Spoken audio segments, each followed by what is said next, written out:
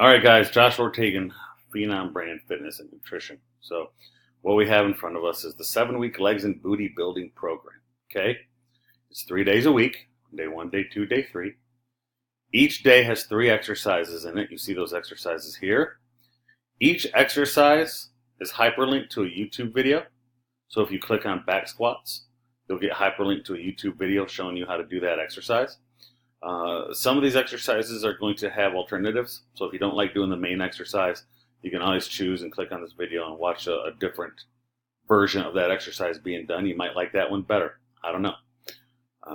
Here are the notes for 7 weeks. Okay. On week 2, you add a set to exercise C on day 1.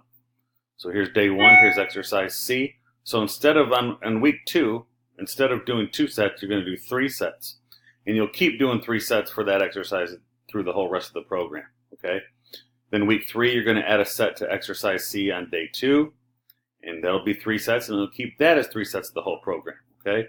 So what's going to happen is on week 1, you'll start with 24 total sets for the whole program per week. You'll finish with 30, all right? So that's just a quick video to kind of show this to you guys so you like it. Make sure you take this document with you if you need to the gym, print it out, and let's start getting some results.